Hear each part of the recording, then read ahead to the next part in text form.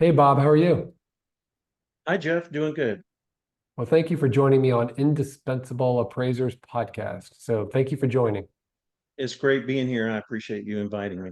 Awesome, awesome. Hey, first question, what is the valuation industry winning at? What are we doing great at?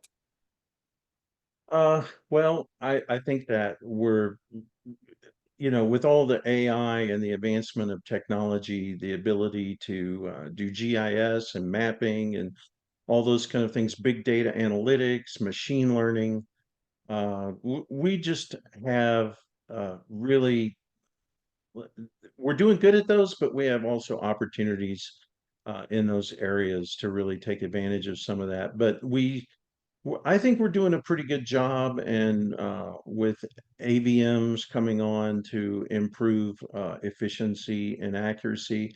But again, that's a two-edged sword. I have some uh, concerns about some of that.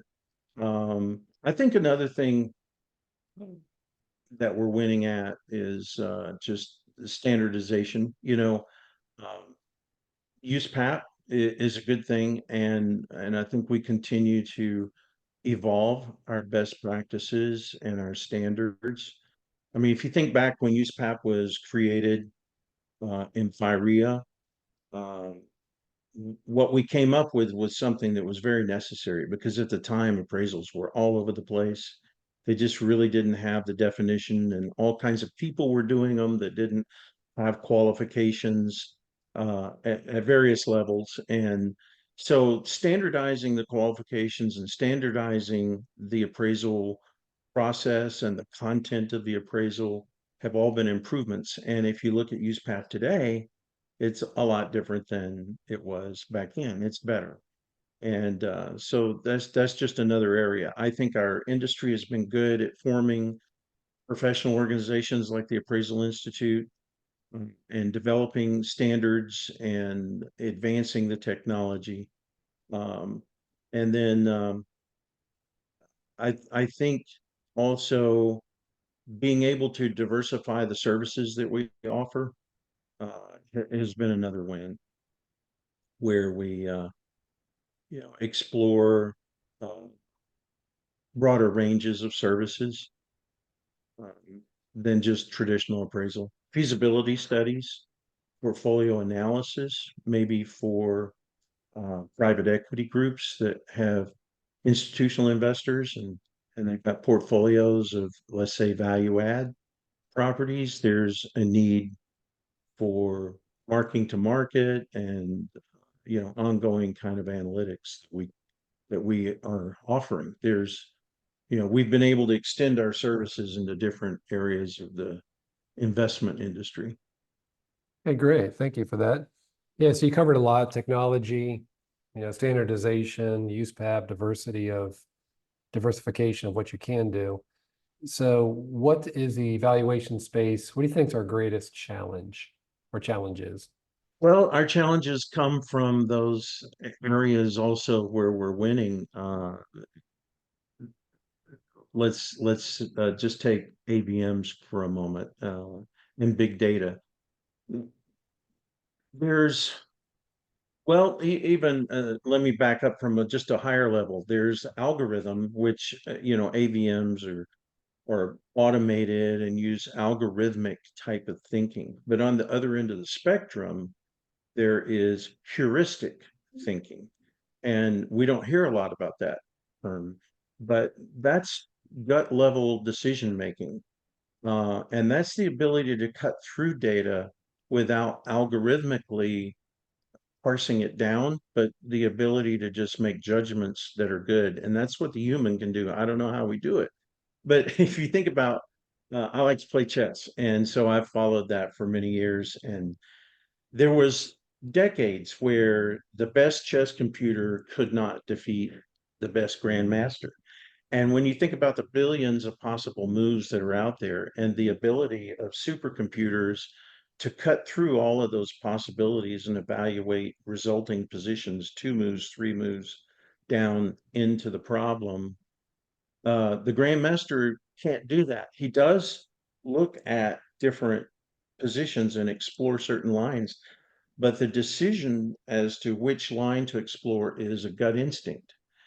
And so I think that the problem we face is how do you, it's not just a data problem. It's uh, our automated valuation models first don't have enough data. There's qualitative data out there that the appraiser considers that's not quantified for necessarily for a computer to really look at. Now, the more we advance with AI and have bodies of knowledge that even include qualitative data, I think it'll be able to take some of that into account. Let me just give you an example of what I'm talking about, and it's a personal one. I moved into a neighborhood in Brunswick Crossing, had a new home built, and I wanted to know what I just kind of wanted to check on values of properties before I finished everything, and I pulled comparables, and there was one house that in MLS it looked just like the rest, and it was just down the street, but its price was like 30% under everybody else in the neighborhood, and it was a recent sale. It just didn't make any sense. And an AVM, I just wonder what's going on here. And so I drove down to this house, and once I got there, it was very apparent to me. But all the data had available to me to look at in the listing, uh, and in MLS and on, you know, it just didn't make sense. So once I got there, I could see that first of all, the house is on a cul-de-sac, but it's not one of the houses on the cul-de-sac. It's behind two of the houses on the cul-de-sac, maybe 50 feet back there. And there was a real small little easement that you drive through between these two houses with maybe 20 feet on each side before you get to their walls. And you have to go way back to this house that's just isolated. And then right behind it was this huge water tower looming over this house that was not in the picture because whoever took the picture for MLS got in the driveway and knelt down, and then they zoomed in on the house and cropped it so that the top of the roof was right on the top of their picture. And so you just saw this house that looked like all the rest of the houses, but you had no idea about some of these things and they weren't mentioned. But yet that's why that house was not as attractive on the market and didn't sell for as much. And an AVM model that was going just based on the data and even an analysis of the photograph would not have been able to know that. But an appraiser showing up instantly knows that this house is inferior to the other comps. And so I guess one thing I'm thinking is as an appraiser, we can look at an AVM conclusion and immediately we can say, oh, that's not right. But an AVM model can't look at its own, at least yet, it probably will in someday, can't really look at its own conclusion and immediately say that's not right. It thinks it's right. That's why it came to the conclusion and it finished the job. So uh, we need more data, but we also, I'm hoping for the sake of our industry and the people working in our industry that we'll never, they'll, we won't reach that point where there's no need for us because the models do it all, you know. There's something heuristic that an algorithm can't give you. And there's a quality there that goes with experience and the ability to, on a gut instinct level, know how to parse through what's important and what's not important. So I think that's a great challenge for us is to kind of stand up for ourselves as we try to get replaced through automation and remind those in control of the growth of this technology of what our role really can be and should be in order to kind of be a protector of credibility. And so we do need more data. We need quality, quantitative and qualitative. I think another, and then we need to just kind of stand up for ourselves and help this evolve. AI is going to be the best when it can be tools for us. I can imagine, sitting down in front of a computer and saying, give me a regional map of where the subject is along with the 5 sales comparables, and there they are. And then telling it, drop out comp number 3 and renumber 4 and 5 accordingly. And instantly it's done. And then zoom in so that you don't include that particular neighborhood of XYZ, and the map has changed. And those kind of interactive, high level, intelligent tools that can help us do things better, faster, uh, and at a greater level of detail with more accuracy. That's what we need, and that's our challenge, is to make sure that we survive while we try to reach out and jump on this fast moving train of technology, that we don't just go along for the ride, but that we climb our way through the headwinds to the front engine and get down in there and become the engineer and take control of where that thing is going. And then get into the R&D rooms and help with the design. And we need to be participants in the evolution. And right now I think we are more observers than participants. So that's our challenge. Um, then there are other challenges, but I don't know if I have any suggestions there. But like the appraiser shortage, Mhm. we just need to be able to attract more people into the business. I don't know how we overcome that. So, um, and regulatory burdens. I don't know how we stop that. But I've spent a couple of decades in the lending environment, in a chief appraiser role, and I can tell you that we became less and less productive and efficient over time because of more and more regulations that were being put on us, for things we had to do. And these aren't things that, if you have competent professional people, you don't need the regulations to keep you on track and to keep you doing a good thing, but yet you still have to document so many things that kind of put you into a box of quality, you know?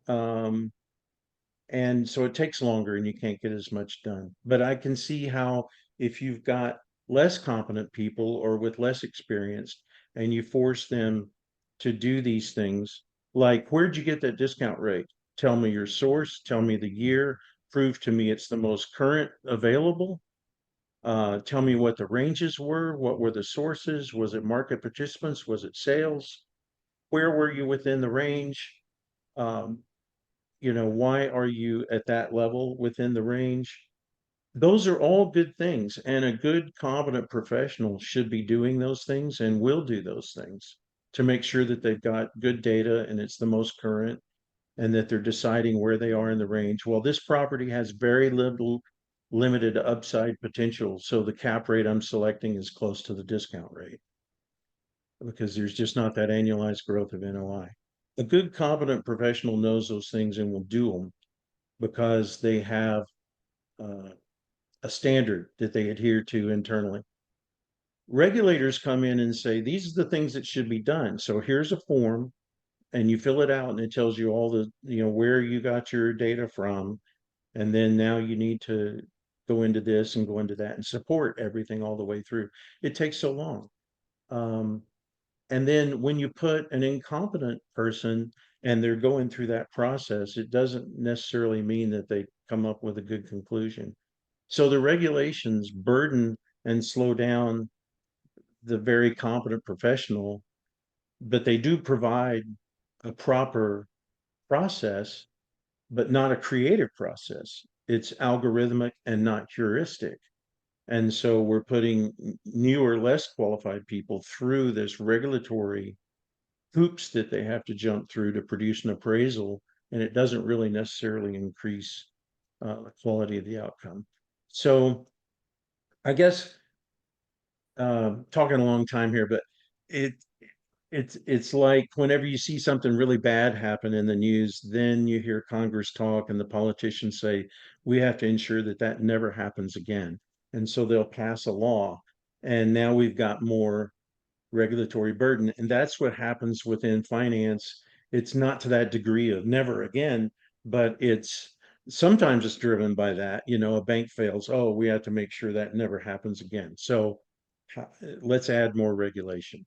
And it just continues to build and build and build, and it's getting to a point where it's very difficult to be productive. No, I think you nailed it. You know, your previous question about how do we attract more people, I think that Mhm. was the previous discussion you had about technology, right? And when it comes to, because I think that will attract the younger generation, is Oh, the that's a good point. Yeah, technology. I think that will definitely bring in a group that is high tech oriented. You know, I like what you say about standing up for ourselves because, and we talked about this briefly. A lot of appraisers are introverted. I'm an introverted person. We Yeah, don't, me too. I know. So it's great that we're doing this. We're just talking about our industry that we love and we like it to be to go on a better track. You know, we've got some issues we talked about. You talked about the wins, talked about the challenges, and where do we go from here? You know, Right. I'm starting to see some good positive movement, but I think it starts with this. I think it starts with a conversation. It shows other people that, oh wow, what's an appraiser? What do they hmm do? Because I think a lot of people that are not in our space, a good example is I was talking to some friend and he goes, yeah, I was working with this commercial appraiser. I was buying a, I don't know, office building or whatever. And he goes, wow, you guys are smart. I was like, what do you mean? It's like, well, the amount of detail that this appraiser brought up was just amazing. You know, I'm working with some attorneys and brokers, you know, some lenders. They Yeah. didn't talk about all the stuff that this appraiser brought up that was really critical to the valuation, is critical to the building, it's critical to his investment in this property. And this appraiser just went on and on about all these details that appraisers focus on that are important. Right. So it's interesting that, you know, I always say, you know, appraisers are the smartest people in the room when it comes to real estate, but people forgot about it. Yeah, people don't really realize that, I remember there were times in the past where I tried maybe to get a job um, helping a company manage its leases. And they said, "Oh no, you're an appraiser. We need a broker who's done a bunch of leasing, you know." And they didn't realize the hundreds of leases I've read through. And like in retail, I understand co-tenancy clauses that if the anchor goes dark, the inline tenants have a right to reduce the rent 50% if it's still dark 6 months later. There's things that appraisers know that the rest of the industry that's non-appraiser, they don't really understand that and they don't appreciate that we do know what we do. We have to get into all of those areas, legal title and clouds on the title, leasing, um, market analysis. There's so much, just negotiation. Um, we're involved in negotiating every day when we try to get our kids to go to bed. So we're experts. Yeah, there's a lot to it. Just a quick story. I was appraising a large industrial park, and the developer, I knew the guy, he's a very nice guy. And I said, and I was appraising one of the buildings in this huge park. I was like, can you ask me a question? You have this huge pipe company, you have a big warehouse, and right next to it along the interstate, they're storing this huge amount of equipment and pipes. I said, Mhm. that site, you would think it'd be industrial because everything around it's industrial, the interstate goes right by it. But this one piece, it's like 5 acres, like it's zoned agricultural. You're not Mhm. allowed to do what they're doing. And the developer goes, Jeff, I talked to 20 attorneys and consultants and yada yada. Not one person brought that up. And he goes, that's the Wow. first thing you asked me. I was like, yeah, because appraisers see stuff, you know, to us Yeah, it's low we take hanging it one fruit. step at a time from the ground up, and we look at things, very carefully like that. Yeah, so we are indispensable appraisers.